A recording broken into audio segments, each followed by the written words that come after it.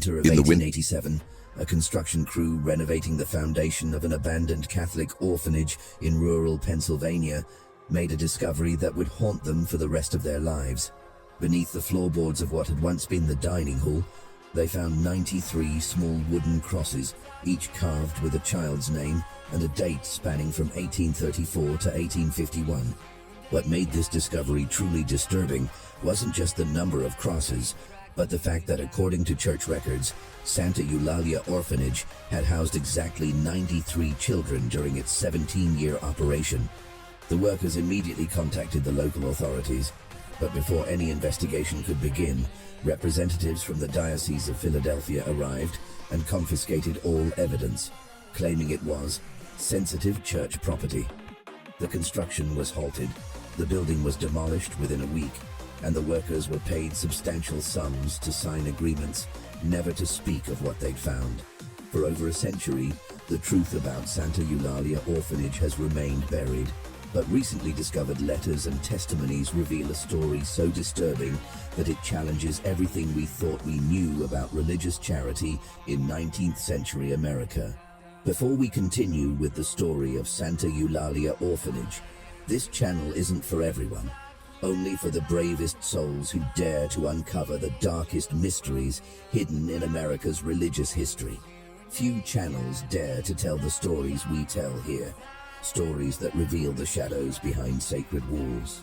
If you have the courage to hear the truth about what happened to those 93 children, hit that subscribe button and ring the notification bell. And tell us in the comments, what state are you listening from? Are you brave enough to face the horrors that religious institutions have tried to keep buried for generations? The truth about Santa Eulalia begins in the small town of Millbrook, Pennsylvania, where the faithful believed they were witnessing God's work, but were actually funding something far more sinister. Millbrook, Pennsylvania, in the 1830s, was a town of barely 300 souls, nestled in the rolling hills of Lancaster County, where German immigrants had settled generations before. The community was predominantly Lutheran and Reformed, with a small but growing Catholic population that had arrived with the Irish railroad workers who'd stayed after the Pennsylvania Railroad pushed through in 1832. It was a place where everyone knew everyone, where church bells marked the rhythm of daily life, and where the sight of orphaned children begging on the streets had become an uncomfortable reminder of the industrial age's harsh realities. The Catholic community, led by Father Heinrich Kellermann, a stern Bavarian priest with piercing blue eyes and a reputation for unwavering discipline, had been struggling to establish their presence in this Protestant stronghold. Father Kellermann had arrived in Millbrook in 1833 with ambitious plans to build not just a church, but an entire complex that would serve the spiritual and social needs of his growing flock. He was a man of considerable education, having studied theology in Munich before immigrating to America, and he possessed a charismatic ability to inspire both devotion and fear in equal measure. The idea for Santa Eulalia Orphanage came to Father Kellermann during a particularly harsh winter when he witnessed several homeless children freezing in the town square. He saw an opportunity not just to serve God, but to demonstrate Catholic charity to the skeptical Protestant majority. Within months, he had raised enough funds from wealthy Catholic benefactors in Philadelphia to purchase a large Victorian mansion on the outskirts of town, an imposing three-story structure with tall windows and a wraparound porch that had belonged to a failed textile merchant. The townspeople watched with curiosity as Father Kellermann transformed the mansion into what he called a beacon of Catholic compassion. He hired skilled craftsmen to install a chapel in the East Wing, convert the large drawing rooms into dormitories, and build a separate kitchen and dining facility. The most striking addition was a tall bell tower that rose from the center of the building, its bronze bell cast in Germany and inscribed with the words, "Laudate Dominum," praise the Lord. Sister Margaret Clare, the Irish nun from the Sisters of Mercy, arrived in the spring of 1834 to serve as the orphanage's director. She was a woman of perhaps 40 years, with prematurely grey hair and hands that bore the calluses of hard work. Those who met her described her as having kind eyes, but a mouth that rarely smiled, and she spoke with the authority of someone who had spent her life caring for forgotten children. She brought with her two younger nuns, Sister Bernadette and Sister Catherine, both in their 20s and eager to serve in what they believed would be a noble mission. The orphanage officially opened its doors on June 15, 1834, with a ceremony attended by nearly the entire town. Protestant and Catholic families alike came to witness what the local newspaper called a shining example of Christian charity. Father Kellerman delivered a passionate sermon about the sacred duty to care for the least among us, while Sister Margaret Clare stood silently beside him, her hands folded in prayer, her face a mask of serene determination. The first children arrived within days, siblings whose parents had died in a factory accident, a young girl abandoned by a traveling performer, boys who had been living as pickpockets in Philadelphia's streets. The Catholic community embraced the project with unprecedented enthusiasm, organizing fundraisers, donating clothing and food, and volunteering their time to help with the daily operations. Even some Protestant families, moved by the obvious need, contributed to the cause. But from the very beginning, there were whispers about the strict discipline maintained within the orphanage walls. Children were rarely seen playing in the yard, and when they did appear, they moved with the mechanical precision of soldiers rather than the natural exuberance of youth. The bell tower's bronze bell rang not just for prayer times, but throughout the day and night, its deep tolling becoming so frequent that townspeople began to complain about the noise disturbing their sleep. Local merchants who delivered supplies to the orphanage reported that the children they glimpsed seemed unusually quiet and pale, always supervised by one of the nuns, who watched their every movement with hawk-like intensity.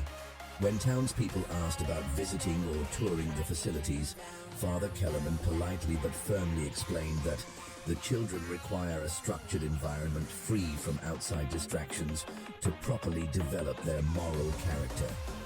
The orphanage's reputation in the community remained positive throughout its first year of operation, but there were subtle signs that something was amiss. Dr. Thomas Whitmore, Millbrook's only physician, noted in his personal journal that he had never been called to treat any of the orphan children despite treating nearly every other child in town for various ailments. When he asked Father Kellerman about this, the priest explained that Sister Margaret Clare had extensive medical training and was fully capable of handling any health issues that arose. As winter approached in 1834, the townspeople began to notice that the number of children at the orphanage seemed to fluctuate in ways that didn't match the known arrivals. Some residents swore they had seen a particular child one week, only to never see them again. When asked about this, Sister Margaret Clare would simply explain that children come and go as God wills, and that many had been blessed with placement in loving homes far from here. The truth about what was happening behind the walls of Santa Eulalia Orphanage wouldn't begin to emerge for another decade. But the seeds of horror were already being planted in those first months of operation. The bronze bell continued to toll at all hours, the children remained pale and silent, and Father Kellerman's sermons grew increasingly focused on themes of sacrifice, obedience, and the purifying power of suffering. What the townspeople didn't know was that Father Kellerman had brought more than just theological training from his time in Bavaria. He'd also absorbed certain medieval Catholic practices that the Church had officially abandoned centuries earlier, practices that he believed were necessary to save not just the souls of the orphaned children, but the souls of the entire community. In his private chambers, he kept detailed journals written in Latin, documenting what he called the sacred work of purification that he believed God had called him to perform. The stage was set for 17 years of horror that would remain hidden until long after the last child had disappeared from Santa Eulalia Orphanage. The first sign that something was terribly wrong came on a bitter January morning in 1835, when young Timothy Fletcher, the town's most reliable delivery boy, arrived at the orphanage with a wagon full of winter supplies. What he witnessed that day would haunt him for the rest of his life, though he wouldn't speak of it until he was on his deathbed 60 years later. Timothy had been making deliveries to the orphanage for months, always instructed to leave the goods at the service entrance and ring the bell once. Sister Bernadette would typically appear, sign for the delivery, and send him on his way with barely a word exchanged. But on this particular morning, the bitter cold had frozen the lock on the service door, and Timothy could hear what sounded like children crying from somewhere deep within the building. Concerned that the children might be in distress, Timothy walked around to the front entrance where he found the main door slightly ajar. The crying was louder now, mixed with what sounded like a woman's voice speaking in a language he didn't recognize. Following the sound, he stepped into the entrance hall, where the smell of burning candles mixed with something else, something medicinal and unpleasant that made his stomach turn. The crying was coming from the chapel, and as Timothy approached, he could see through the partially open door what appeared to be a religious ceremony. Sister Margaret Clare stood at the altar, her back to the door, speaking in rapid Latin while holding what looked like a small bundle wrapped in white cloth. Around her, a group of children knelt in perfect silence, their heads bowed so low that their foreheads nearly touched the floor. What disturbed Timothy most was not the ceremony itself, but the children's appearance.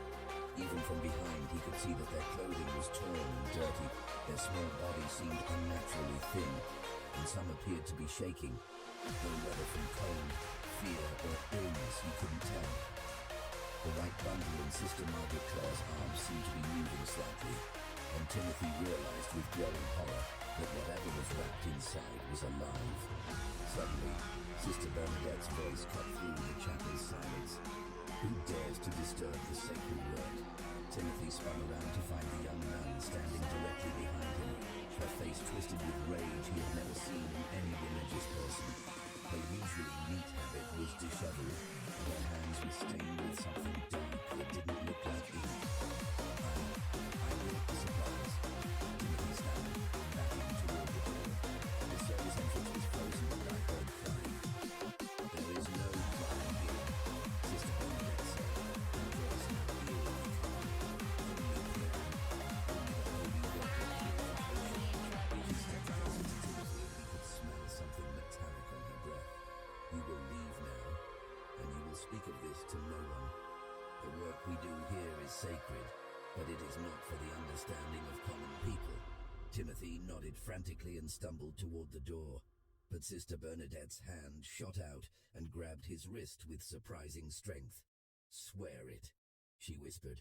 Swear on your mother's grave that you will never speak of what you think you saw here. I swear, Timothy gasped, and the nun released him. He ran from the orphanage without looking back, leaving the wagon of supplies in the snow outside the front gate. That night, Timothy's